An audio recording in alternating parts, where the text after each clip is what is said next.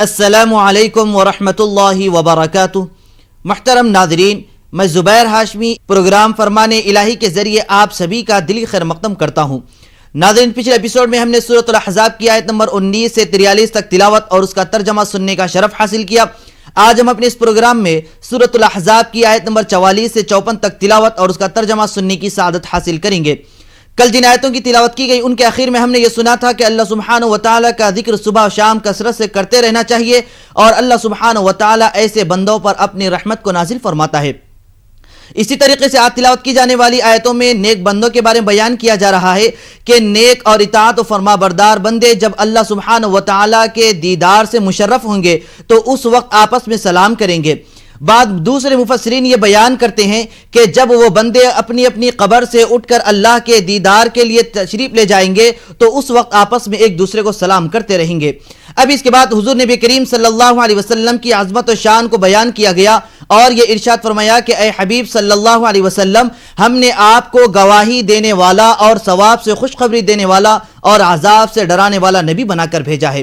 حضور نبی کریم صلی اللہ علیہ وسلم کے کئی اسماء مبارکہ ہیں جو یہ ثابت کرتے ہیں، جو اس بات پر دلالت کرتے ہیں کہ حضور علیہ السلام کی شان و عظمت اللہ سبحانہ و تعالیٰ کے بعد ساری دنیا میں سب سے زیادہ ہے۔ اسی طریقے سے حضور علیہ السلام کو آج کی تلاوت کی جانے والی آیتوں میں سراجم منیرہ کا لقب دیا گیا ہے، یعنی روشن چراغ ہے۔ حضور علیہ السلام انسانیت میں اور سارے معاشرے میں روشن والا پیام لے کر آئے ہیں، اسی لیے آپ کو سراجم منیرہ کہا جاتا ہے۔ تو ناظرین، اسی کے متعلق اور معلومات حاصل کرنے اور اس پر عمل پیرا رہنے کے لیے سنتے ہیں تلاوت اور اس کا ترجمہ۔ ترجمہ کلام پاک۔ شروع کرتا ہوں اللہ کے نام سے جو بڑا مہربان نہایت رحم والا ہے۔ تحیتهم یوم یلقونه سلام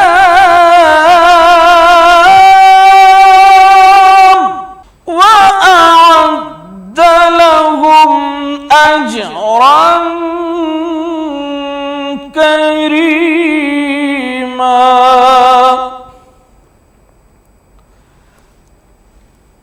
يا أيها النبي إنا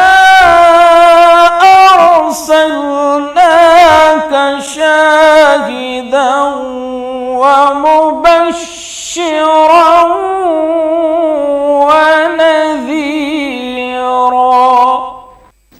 جس روز وہ اس سے ملیں گے ان کا تحفہ خدا کی طرف سے سلام ہوگا اور اس نے ان کے لیے بڑا ثواب تیار کر رکھا ہے۔ اے پیغمبر، ہم نے تم کو گواہی دینے والا اور خوشخبری سنانے والا اور ڈر سنانے والا بنا کر بھیجا ہے۔ وَدَاعِيًا إِلَى اللَّهِ بِإِذْنِهِ وَسِرَاجًا مُنِيرًا۔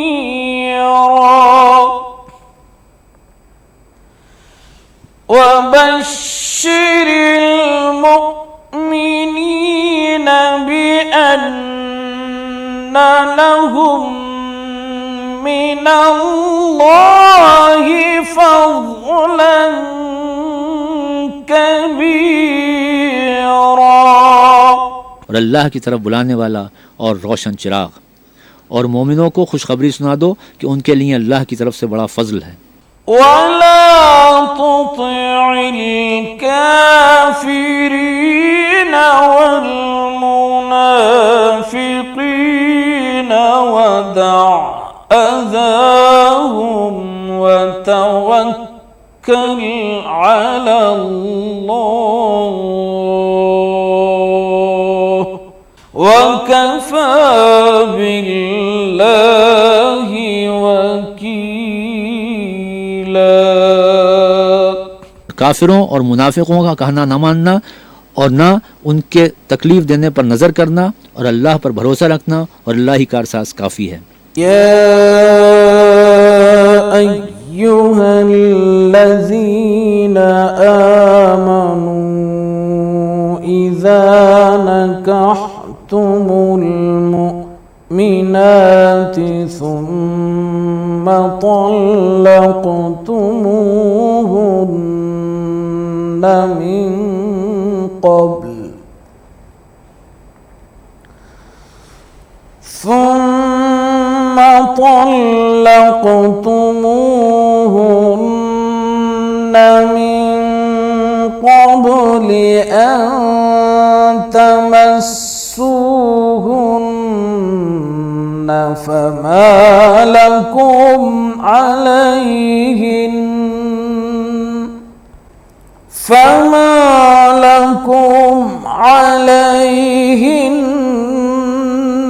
من عدة تعتدونها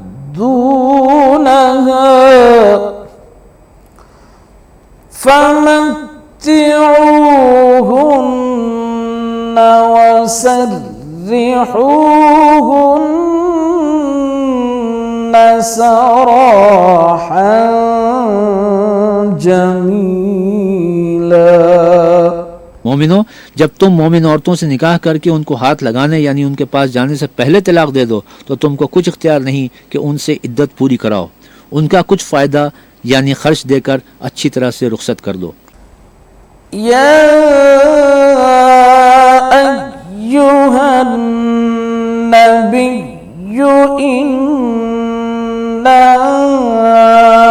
अहललना लक أزواجك التي آتيت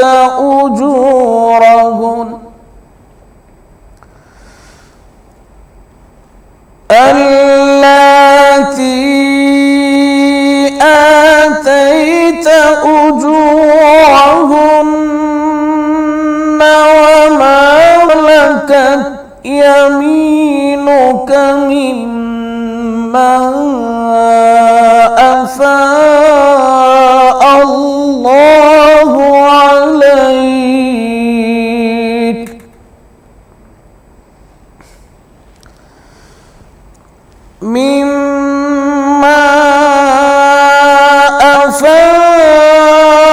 الله عليك وبنات عمك وبنات عماتك وبنات خالك وبنات خالاتك اللاتي هاجرن معك وامرأة مؤمنة إن وهبت نفسها للنبي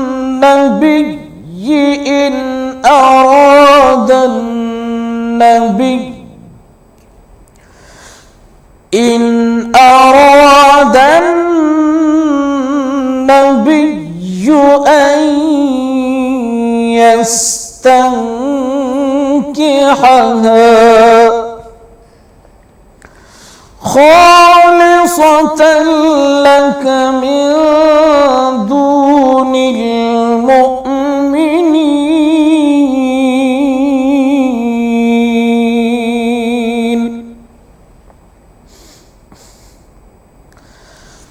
قد علمنا ما فرضنا عليهم في أزواجهم وما ملكت أيمانهم لكي لا يكون عليك حرج وكان الله غفورا رحيما।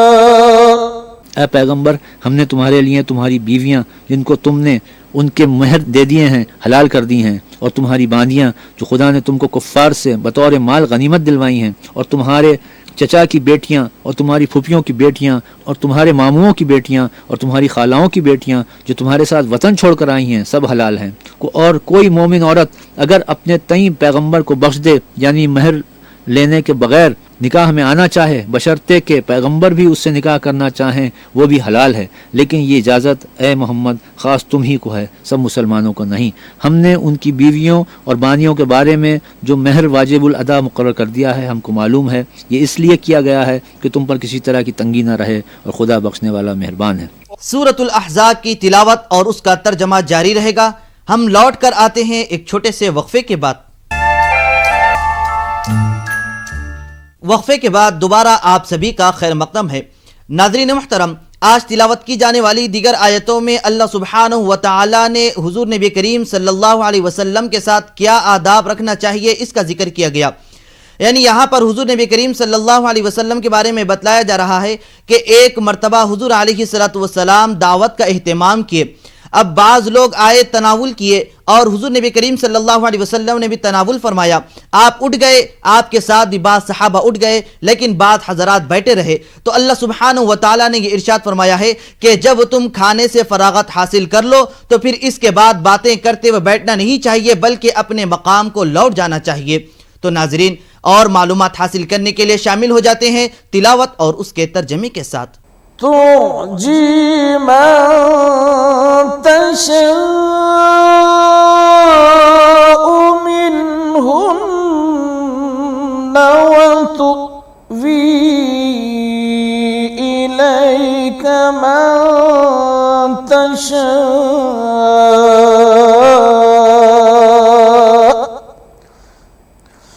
व मन इब्तग़ैता मिम्मन अज़लत फला जुनाह अलैक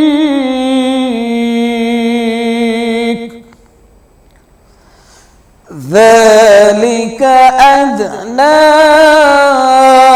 अन तक़र्र अयुनुहुन्ना वला यहज़न्न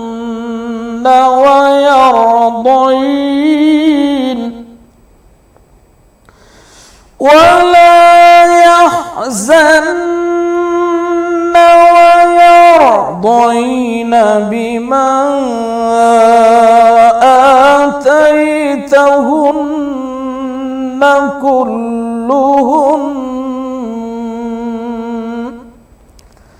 والله يعلم ما في قلوبكم وكان الله عليما حليما। और तुमको ये भी इख्तियार है कि जिस बीवी को चाहो अलहदा रखो और जिसे चाहो अपने पास रखो, और जिसको तुमने अलहदा कर दिया हो अगर उसको फिर अपने पास तलब कर लो तो तुम पर कुछ गुनाह नहीं। ये इजाज़त इसलिए है कि उनकी आंखें ठंडी रहें और वो गमनाक ना हो, और जो कुछ तुम उनको दो उसे लेकर सब खुश रहें, और जो कुछ तुम्हारे दिलों में है खुदा उसे जानता है, और अल्लाह जानने वाला और बुर्दबार है। ला यहिल्लु लकन निसाउ मिन بعد ولا أن تبدل بهن من أزواج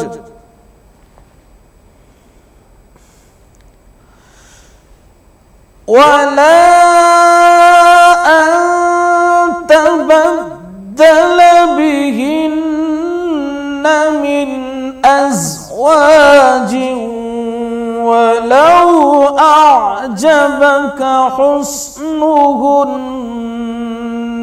إلا ما ملكت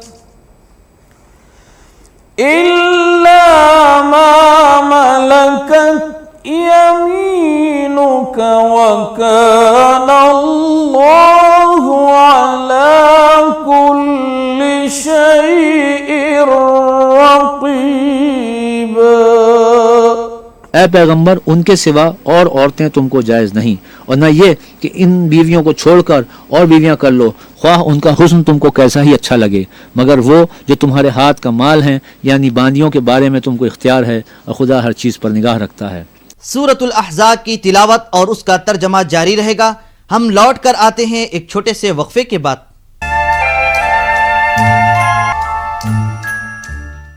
वक्फे के बाद एक बार फिर आप सभी का खैर मकदम है। नाज़रीन मुहतरम, आज रमज़ानुल मुबारक का चौथा रोज़ा है। इस मुबारक महीने में कुरान से भी एक ख़ास निस्बत है।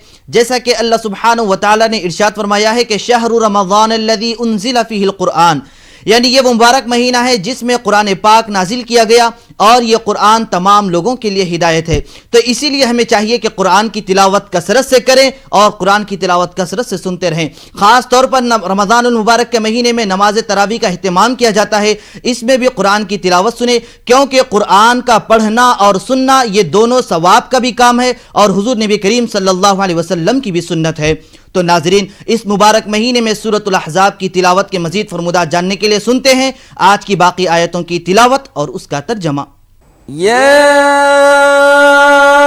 अय्युहल्लज़ीना आमनू ला तदखुलू बुयूतन नबिय्यि इल्ला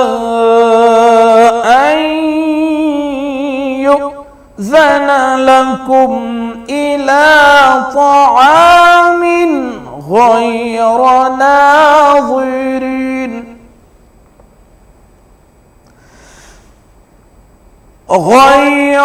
नाज़िरीन इनाहु वलाकिन इज़ा दुईतुम फदखुलू फ़इज़ा طعمتم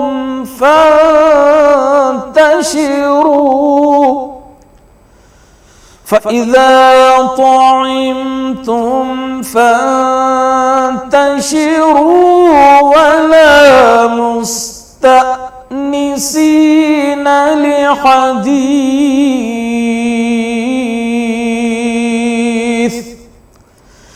إن ذلكم كان يؤذي النبي فيستحيي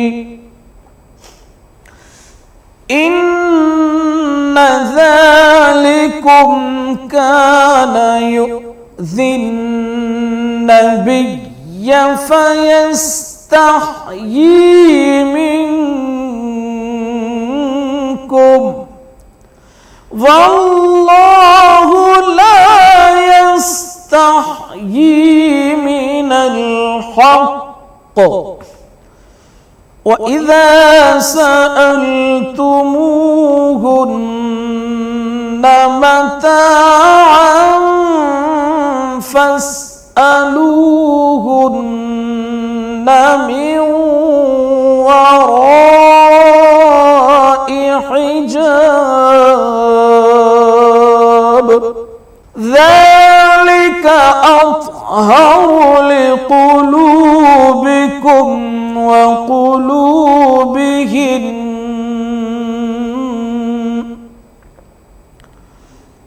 وما كان لكم أن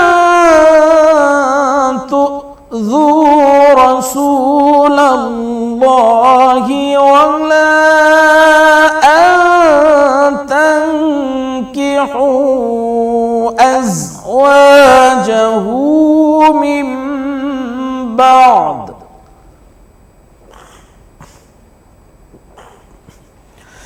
ولا أن تنكحوا أزواجه من بعده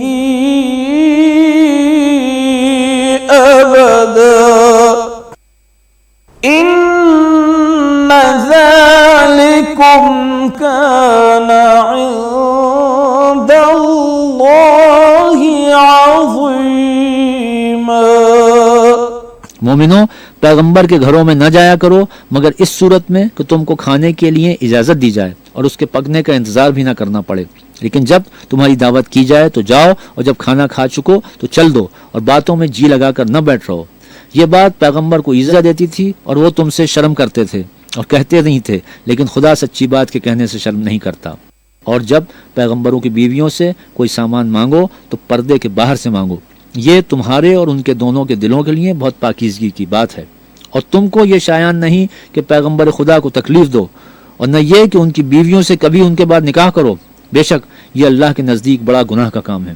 إن تبدوا شيئا أو تخفوه فإن الله كان بكل شيء عليما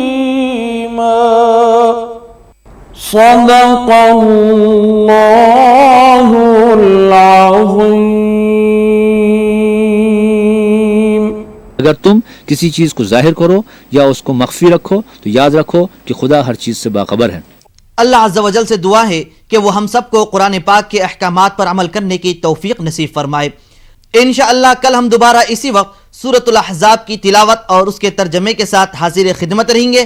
تب تک کے لیے آپ ہمیں اور ہماری پوری ٹیم کو دیجیے اجازت۔ اللہ حافظ۔